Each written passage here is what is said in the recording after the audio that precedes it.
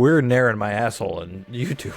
Next time, give it loud everybody for Anthony Eugenio. We're gonna have next time.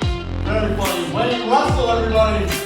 Welcome to the Open Mic Pain with Anthony and Wayne podcast. Well, what's going on, everybody, and welcome to another episode of Open Mic Pain with Anthony and Wayne. We are here today to bring to you our second episode on our biggest bombs. Before I go too far with that, I'd like to introduce you to my, speaking of bombed, co-host Anthony Eugenio. Anthony, how are you? Well, Wayne, it's October, and I'm very high, which means I failed sober October, and I failed it immediately. That might be your biggest bomb so far. You Yeah, got about 12 hours into when you were going to start. Yeah, my family. You know, that's the biggest bomb of all time, really. That's the bomb that set a chain reaction off that is still bombing me to this day. But yeah, I have a newborn, and I want him to be alive. So if I want, two things can't be true, and in this scenario, gotta have the volcano. How are you doing? I'm doing really good. Really excited for this one, although not too excited to talk about all the shitty times that we've had on stage. But fuck it, that's all part of the game, right? I love it, because we're going to get to talk about your burn story again, which I'm going to fucking burn out on this podcast, everybody. It'll be the third time in a row. Oh, fourth time. This will be the fourth time. It's fourth? Really? Yeah, maybe I did should. it with... Maybe I should. That I'm going to piss people off by how often I'm going to say that, but it's the funniest thing that's ever happened. Yeah, no, we talked about it with Dick. We talked about it on the Mic Talk. We talked about it with Max Schultz, and yeah, well, we'll talk about it again here because that is definitely probably the biggest one that I've had since we did our last bomb episode. But let's get right into the thick of it. These are not in any chronological orders, but I just have some in my head that were pretty fun to talk about. The first one that came to mind when we talked about doing this episode was The Brick, hosted by Aaron Feely. Yeah. That was a shit ton of fun. Not only did we bomb, but Justin George, I think, bombed as well. Unfortunately, he's not here to talk about it, but that was a good... Could we agree, though, right off the bat, that was our favorite bomb of all time, but we had the most fun? I had so much fun that night. It was awesome. It was nothing to do with the brick or anything like that. They just weren't picking up what we were putting down.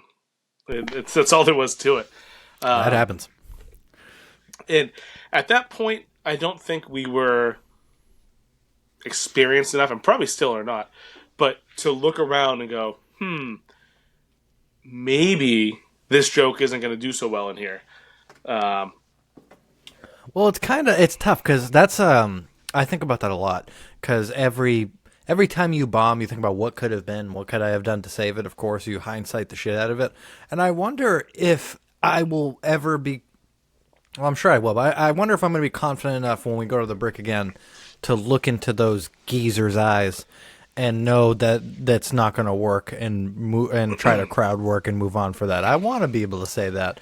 But it's so hard, because when you're like, it's like buying a scratch ticket. You're probably going to lose, and if you just don't buy it, you're probably going to save that money. But when you're buying a scratch ticket, you're like, I'm about to be rich. You know, you're just, you have confidence in your fucking abilities, but it's just going to go down the hill when we talk about our peenies in front of the oldies. Peenies. Here's an interesting... That's the title of the episode, Peenies in front of the oldies. It sure is. Here's an interesting thought on that that just popped in my head while you were talking. A show or a mic like The Brick, where it's you get 10 minutes, doesn't mean you need to use all 10 minutes. But for people like us who at the time we were lucky if we were getting out them once a week, that 10 minutes was like gold. That was like hitting 2 mics in one night. But at that point, did you really have more than 10 minutes of stuff that you knew off the top of your head that you could pull from? So I did 10 minutes that Monday in Maine. So I had Yes, you did. been. Yeah, so first of all, an embarrassment of riches of minutes on stage that week, 20 minutes. And can I say, too, as just a quick aside, I listened to Jimmy Carr and Joe Rogan's podcast. He talked about the amount of hours he does stand-up a year. 250 hours. He counts his hours. Because he says stand-up isn't about years. It's like how a pilot flies. You track the hours. So he's like, I get this amount of hours on stage because that's all that really matters. Could you imagine? If we go the way we go and we even double what we're at, we'll have about 50 minutes on stage by the end of the year. Could you imagine doing 250 hours? How much more reps that would be? How much more better we would get at it? Yeah. Figure right now we're doing about 10 minutes a week, 52 weeks, 520 minutes. We're not even hitting 10 hours. Not even hitting 10 hours. I don't know where I got 50 minutes from. Stupid. Pretty close. But, if it was 1 minute. yeah. There you go. Makes sense. But yeah. It feels like it sometimes. I don't even know Anthony with the tangents. But where were we? You were talking about Jimmy Carr doing 250 hours on stage a year. Yeah, that's where I was. That was the tangent. What was where were we supposed to be? We were talking about the brick and whether or not at that point. Oh, if I had 15 minutes. Yes. 10 minutes to pull, or something more to pull from than just an initial 10 minutes. Yes.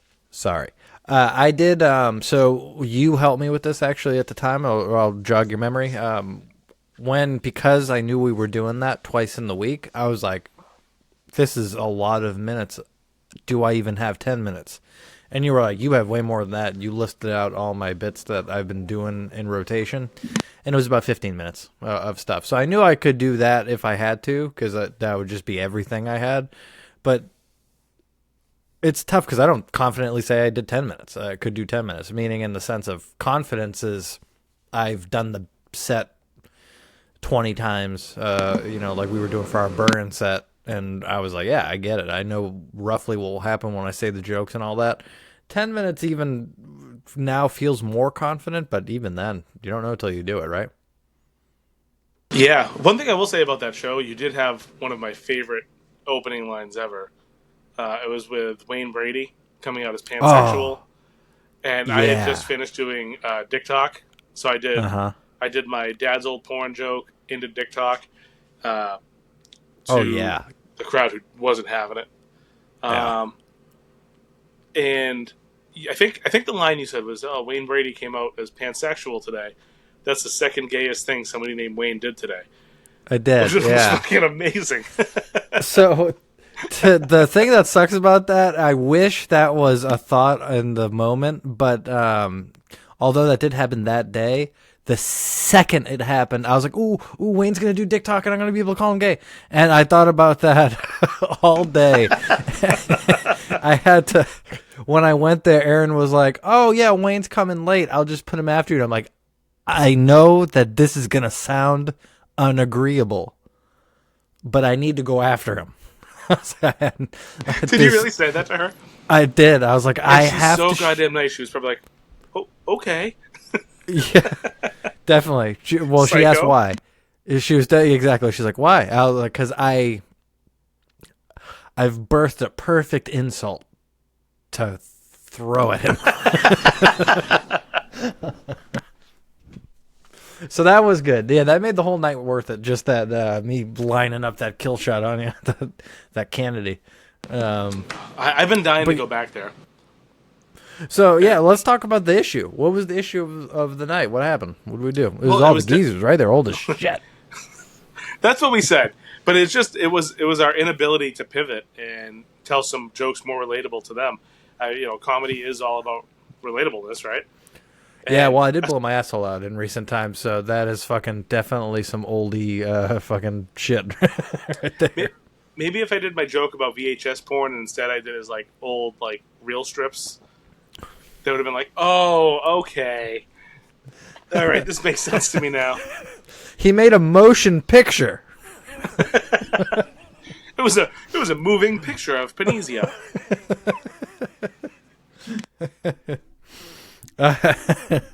Hairless as a mole, though. They don't like that shit, man. Those geezers like Bush, because I don't know why. I wonder what the propaganda was of the day of why that happened, where they were just so gross down there. But that was like a thing. I think it was from like World War II. All the resources had to go to the military.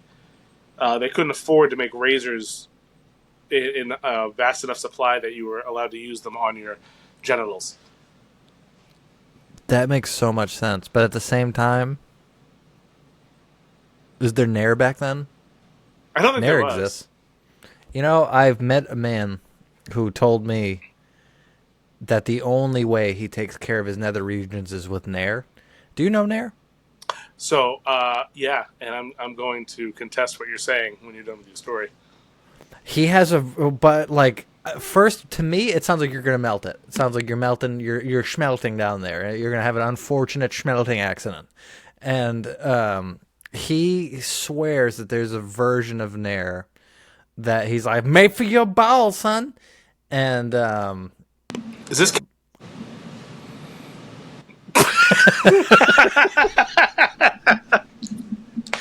I don't even know, but this is.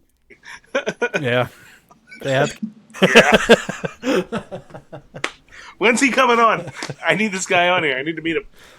Yeah, you're gonna blur his name out, so they're not even gonna know who it is. But yeah, I hope I remember. but yes, that's my thing. I don't know if like it's that you're trying to get me fucking beat down, trying to get me nared. Oh shit! Oh, that was good. Well, this is a name I'm not going to bleep out because I know he listens to the podcast. But my buddy Billy, Billy, he once told me that he nared his balls, and he said it was the worst pain he's ever felt in his life. And it was more of less of a brag, more of a PSA, like, "Hey Wayne, don't ever put nair on your balls." So. you see, Billy's got to contend with the fact that bleeped names balls are probably, I don't want to say stronger, but I'm going to say stronger. That's probably what it came down to. You know, he's just got unmeltable balls. So gotta look in the mirror, Bill. I think there was also that video online of the guy nairing his asshole. Did you see that? Holy shit! It's actually on. What website are you? It's on YouTube. It's on YouTube. It's dude. So the only reason I know about this is Tom Segura. I'm surprised you didn't see this on your mom's house. He brought If it you up. could nair your asshole on YouTube, we're nairing my asshole on YouTube. Like, why we gotta get those views? I swear to God, I think it's still up. But the reason it's still up is because it's like an instructional video, quote unquote instructional video. Whoa. And there's a point in the video he goes, "Just for reference, this is how hairy my asshole is." And he like spreads his asshole. You can see like his nutsack and everything drooping down. And then at the end he goes, "Look how it did." And he does. It's like, what the fuck are you doing? Oh my God! Did it look like an elephant trying to wash his ass with his trunk or something like that? I didn't pause the video. I just watched it a few times. That'd be the.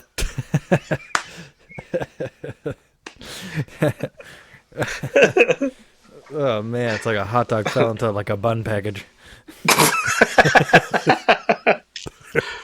But well, yeah, we gotta do that now for Yeah. sure, 100%. Like we will instruct people how to nair a face into your ass. Like we'll do it like Bob.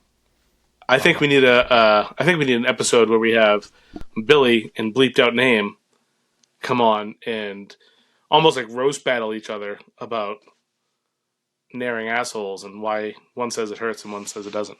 I'm sorry, ball sacks. I gotta tell you, I was on Billy's side of the argument when I was having this argument with him, 100%. So, because I was kidding before Billy, obviously that is a I said it, schmelting process. You don't want to do that. But the conviction and the pure, Like, it almost made me feel bad about myself. Like, he's like, it was almost like, you know, when someone sees trash in your car and they look at you and they're like, dude, clean up your fucking car. Are you a child? Why don't you clean up your car?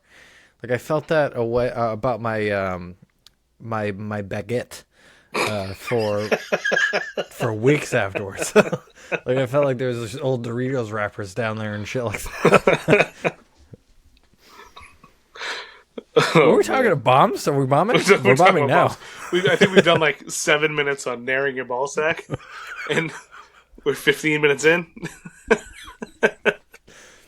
Ah, you gotta get your peenies ready for the oldies, right? Yeah, let's move on from the break. That was a fun time. I want to go back.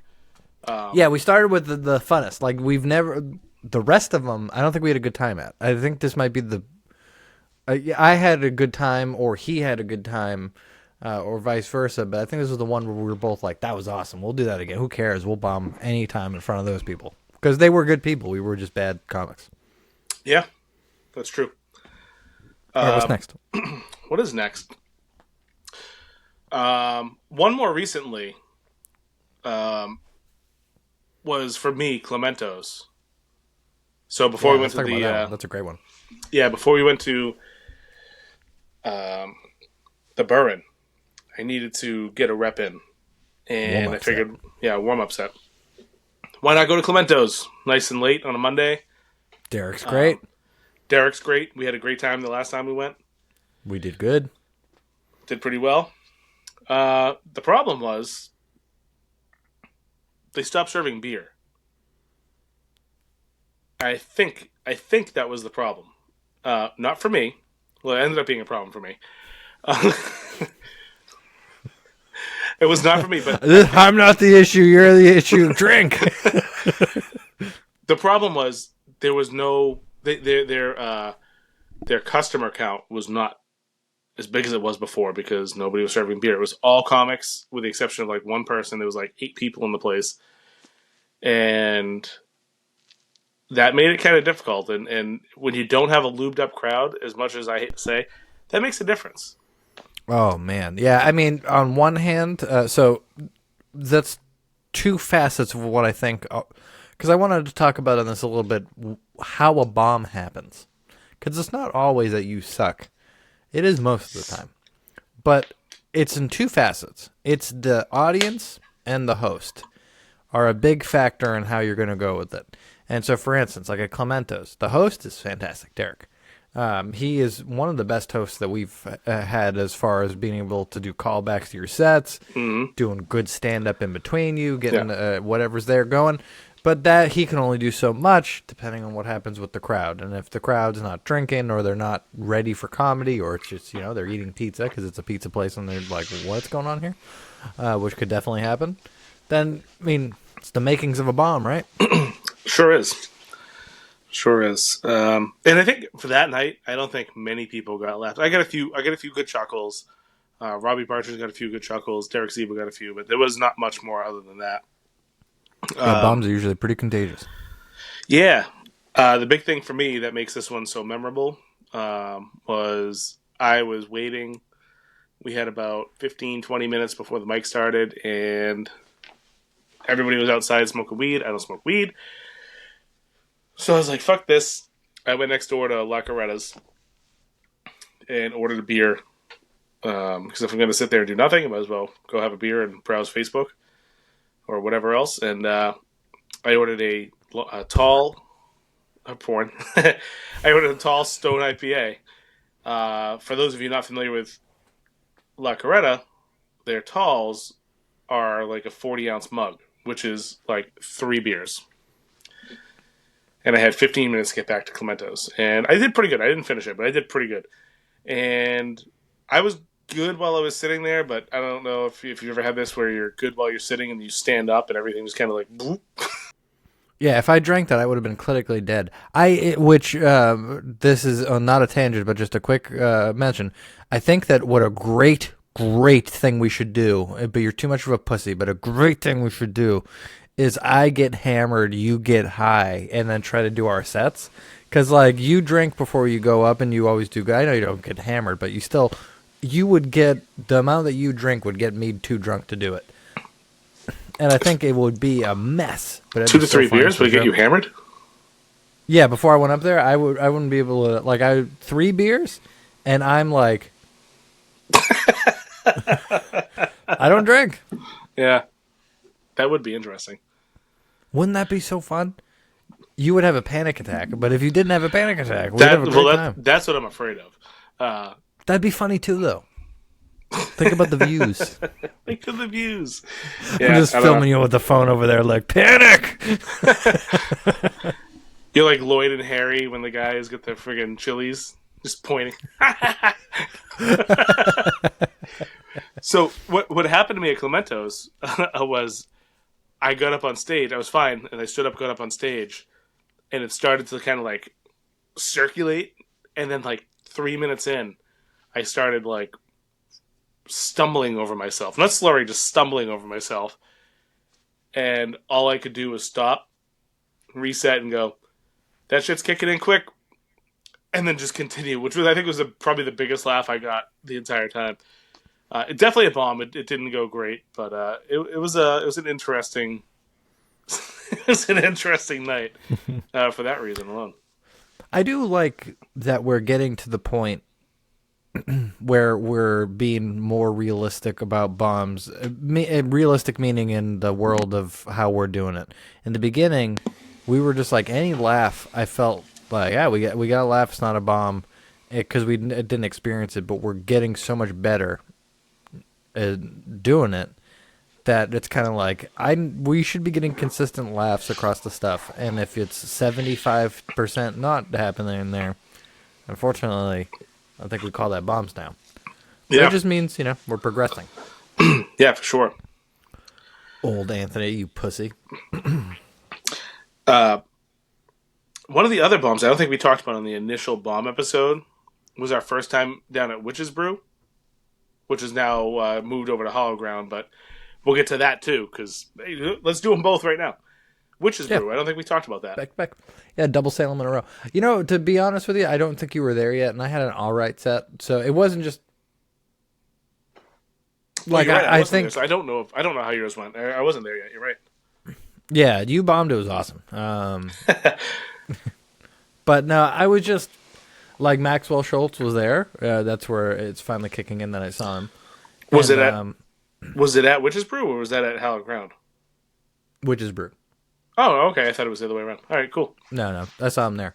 Yeah, and Witch's Brew is actually kind of, I think, a worse setup than what they got now at Hallowed Ground. Like, I think that they got a better attention to stage type of thing. Allie's got a better sound system now and all that. Oh, yeah. Made it a lot easier to project, but I didn't have that bad of a set. I think we're going to center on your bomb on this one, and we could center on my bomb on the next one, I think.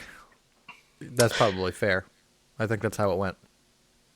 Yeah, the next one I definitely bombed as well, but yeah, Witch's Brew. I did. I don't remember. I know I just messed up a bunch of my setups. The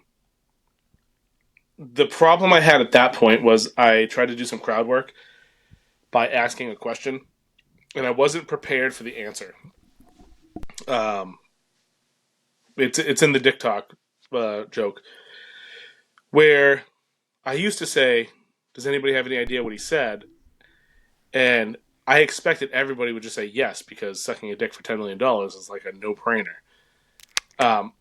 But this guy said no, and he threw me off because every time I did it before that, somebody said, "Yeah, he said yes," and what I said was, "You would think he said yes, but he said no, and he's a fucking liar."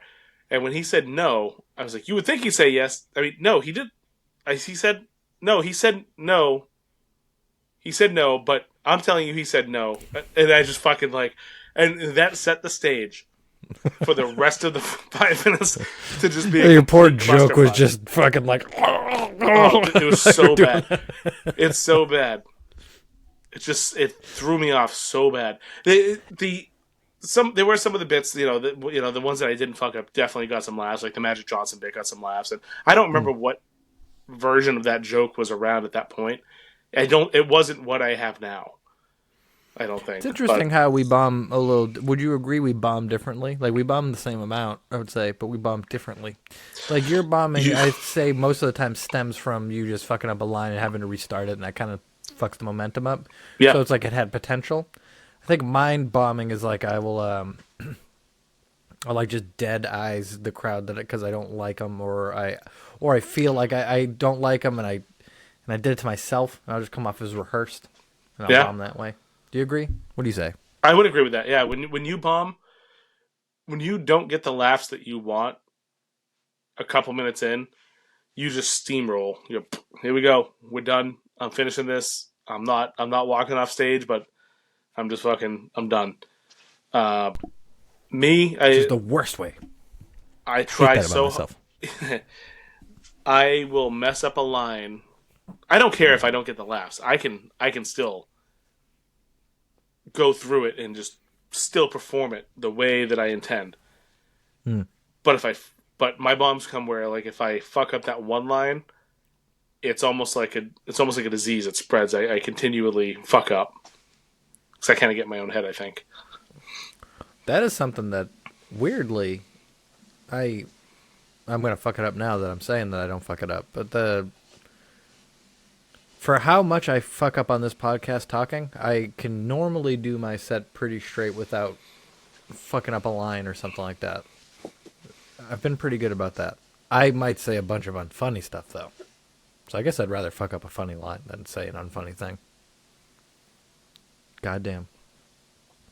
So we're Hallowed Ground now. Hallowed Ground, yeah. That was another one I didn't see your set when you went up. Yeah, it's Wednesdays. Wednesdays is a tough day for Wayne, so yeah, Wednesday's very tough. So yeah, I mean, I saw your tape, but I don't recall it. Do you remember that set? I know the crowd. It was a big crowd. You had there was probably 50 or 60 people in there when you got to go up. When I went up, it was the end. It wasn't that many, but I do remember fondly. Do tell. So this one is a special one because this one was the first time where I didn't see it coming. All the rest of the bombs before, I would look at the crowd like Jamaica Plain, and I'd be like, nobody's doing good here. Like, it's not. This is a dead room full of awful people. Sorry, and this time at Hallowed Ground, the place. It was the first time they did it. Allie was doing awesome, and the place was packed full of people to the gills, and I was like, wow. Like, we've struck gold here. And then I ate donkey dick on stage to fucking... I did... So Salem is great. And I like to do Salem always before, if we got an important event coming up, Salem has to be in the rotation. Because they are, I would say, out of everybody we see, the most honest crowd. Meaning, you have to really draw the laughs out of them to get it. But when you do, the joke's pretty good. Because I had a good set there in the future, which is not going to be in this episode, but I conquered these demons of the set here by just knowing my audience. Like, I did Dr. AIDS, and they were like, what are you doing up there? Because in Dr. AIDS, I act out an rectal exam. And then I insinuate that... I forgot about that joke. Yeah, remember that joke? Yeah, I you still got it. She's back. In the back. Yeah, you gotta bring that back. I know, now I think I can act it out better. But the idea is that, he gives me AIDS. But it turned out at the time. Yeah, exactly. Dr. HIV. He...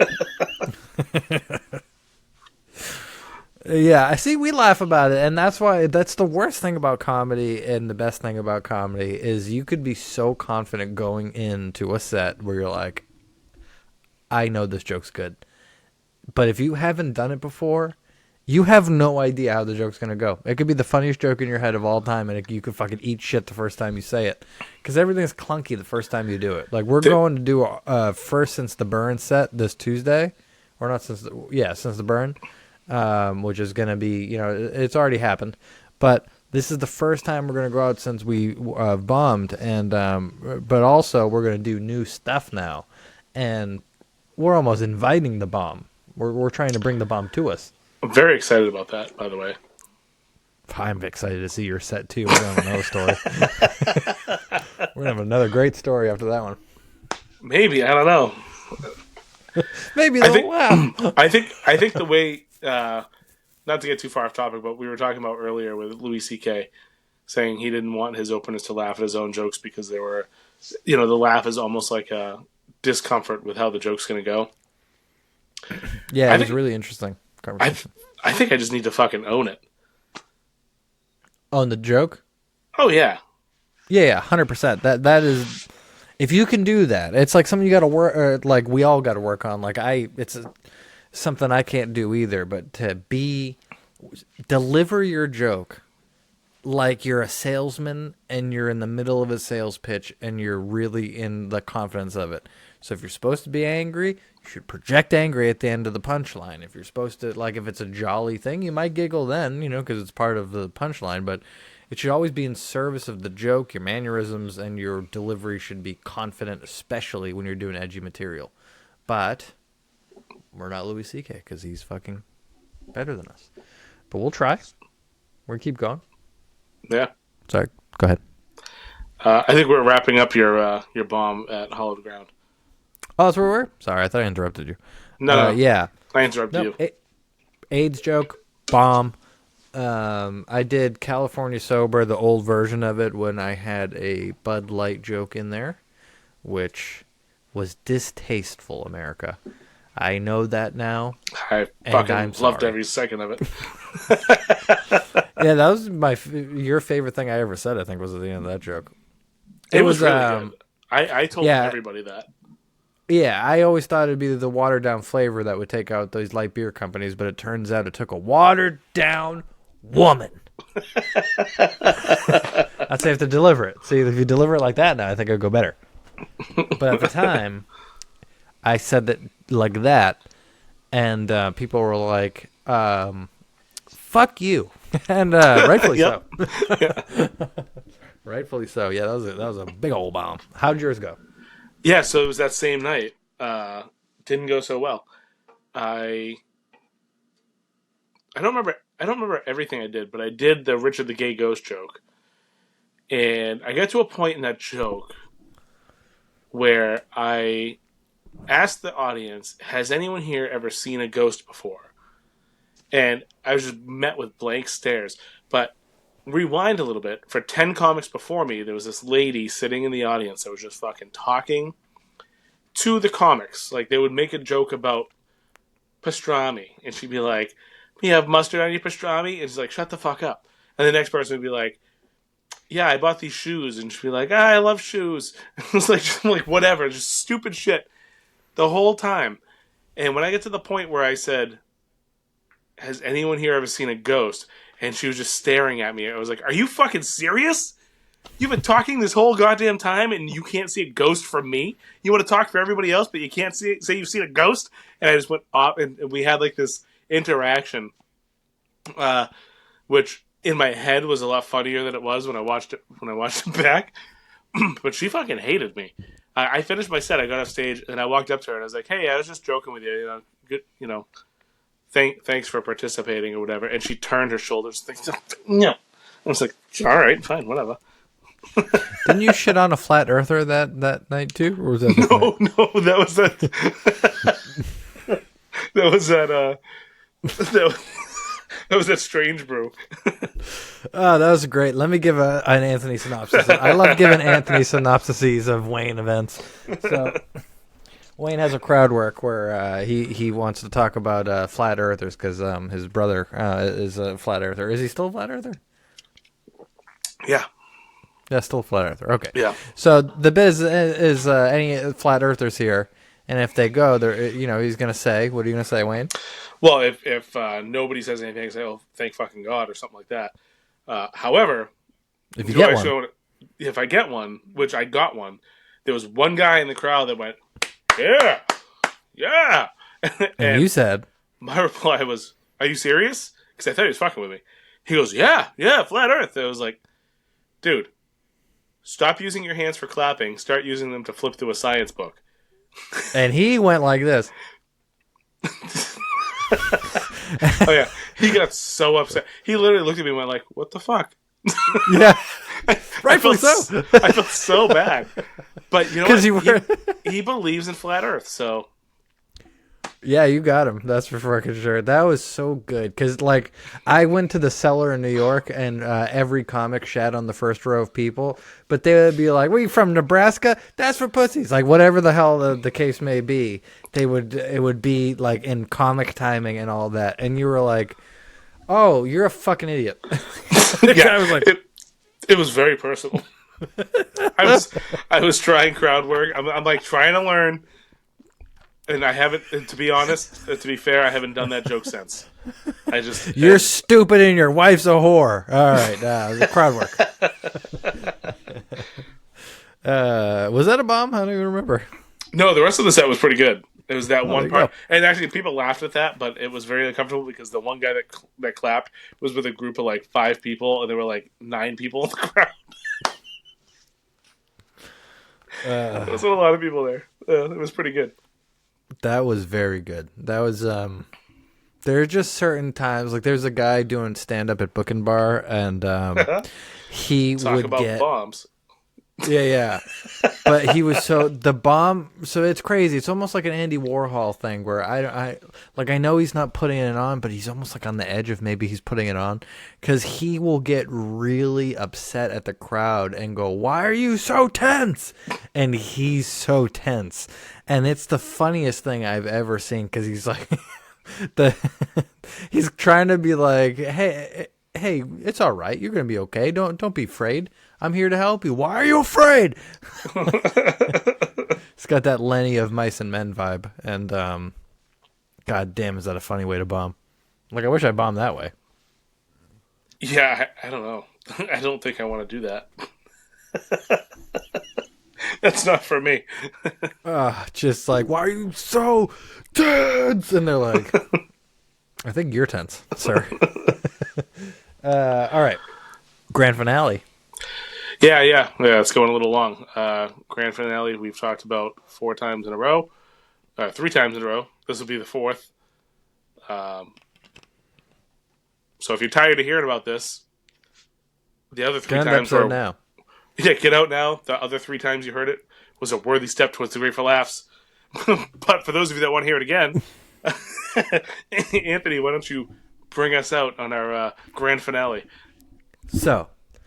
we start at the Burren Comedy Club in Somerville, Massachusetts, where we've been practicing for months, to get this thing, to do it right. We've been doing our set so many times in a row. We have so much hope. I even said to Wayne, I'm not worried about the competition. I just want to have a good time. And Wayne's like, I'm worried about the competition. I'm going to win this thing. He was so ready to go.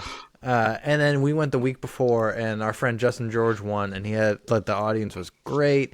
Janet opened it up. She did so good. The other comics on there, was a couple really good ones.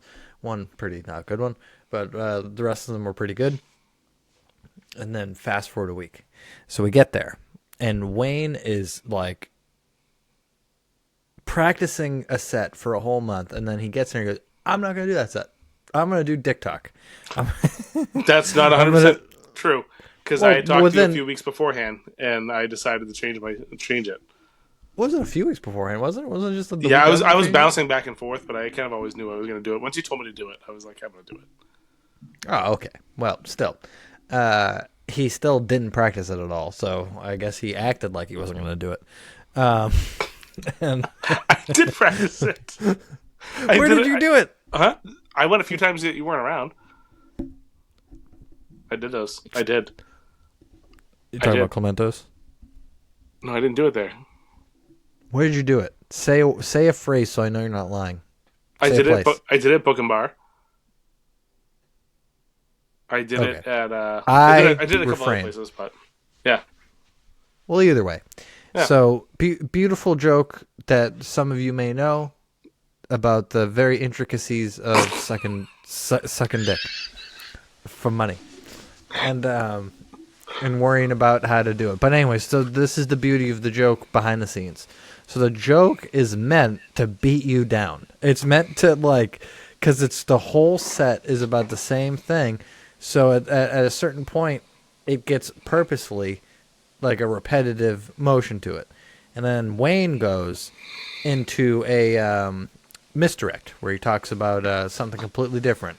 And then he brings it back to the dicks. And it's so funny that he does that. Because you at that point are like, oh, thank God he's onto something else. And he's like, nope.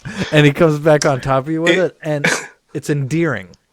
It's almost like the knock knock who's there banana of dick jokes. It is. Yeah. That's a perfect way to describe it. So anyways, that's usually his biggest laugh of it. Biggest pop comes from that. Because it's a great misdirect. Well, this time, folks, they weren't having it. They were not having that joke. And Wayne, again, I think in the future he might do something different. But so Wayne's getting to the point where he's beating them down with something that they've already were down when he started talking. So they are so beaten down by the middle of this joke. And Wayne's like, all right. We're done with the dicks. Let's move on. They misdirects right back into the dicks. Well, like I said before, at that point, I knew the contest was over. That point of the joke is about, like, just shy of 4 minutes in. You know when someone in a movie is standing on the ledge of a building and the protagonist looks at them and they go, no, don't do it. And the guy looks at them and goes, and falls backwards. That's exactly what you did. Yeah. I honestly, I don't know what I could have done differently at that point. No, you say, like, I do the misdirect, and you had said before that you're like... Just direct! Out of there! But no, what's the point at that point? It was a contest. I knew it was over for me. I might as well just fucking finish the joke. I love telling that joke. I love it. I agree. It was good for me. At that point, I only had like a minute left. So what am I going to do with a minute? I could do my Boston racism joke, but that's not going to save me. Oh, I just thought of an alternate universe where you did that. I know exactly what you're thinking. Oh, man. You're just like, all right, you guys aren't having this. Racism. How do you guys take the N-word? Oh, shit. See, I love your instincts. You either would have bombed or mega bombed. That would have been I think I think that would have done well in that crowd. I do think that would have went well, actually, now that I think about it. But man, the potential of it not going well. I also thought Dick Talk was going to go well. But hey, what a time! I would talk about yours, but you did pretty well considering you almost won. It was okay. Yeah, it was not award-winning worthy. But yeah, no, that was great. Obviously, so that was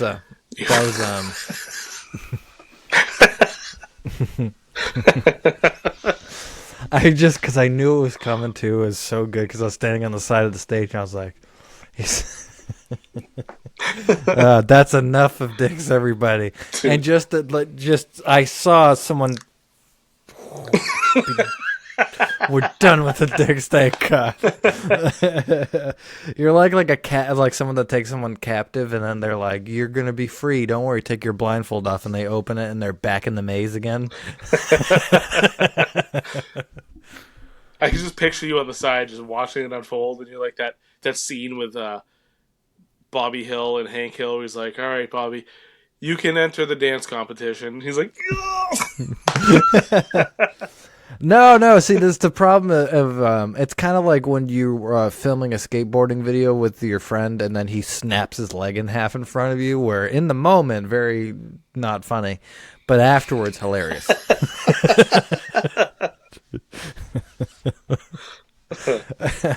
Like if I had the No Country for Old Men cattle killing gun, I'd have to do that too while you're up there just to like, not for nothing, but one of my favorite things about Norm Macdonald was when he believed in a joke, he did it like you were stupid for not feeling or believing it was funny.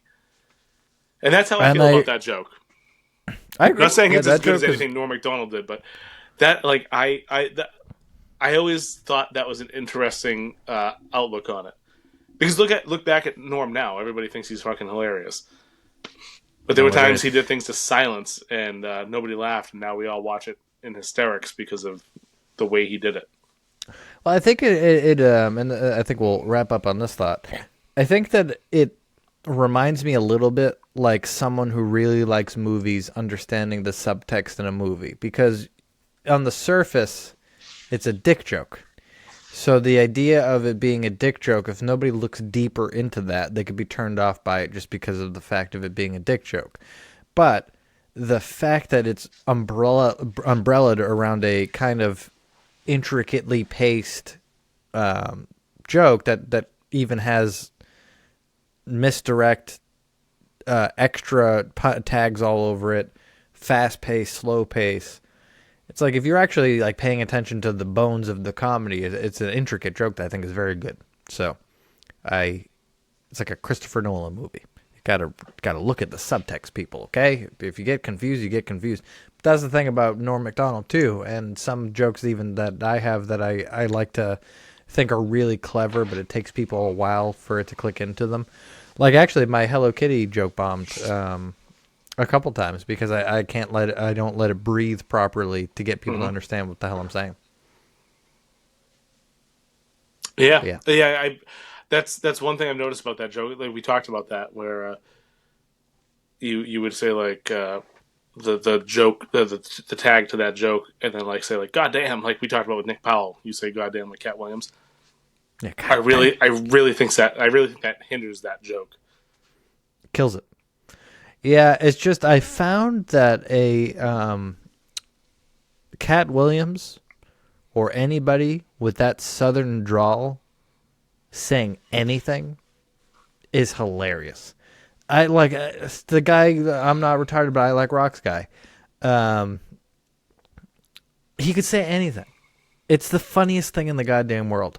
So my anxious defense mechanism is to just say something in an accent I shouldn't be talking in, and I hope that I get some of their funny. Yep. But no. Just like giggling after your jokes, it's a defense mechanism. And Louis C.K. says you shouldn't do it, and you should always do what he says. Yeah, if you do what Louis says, you know it'll be a worthy step in the quest for laughs.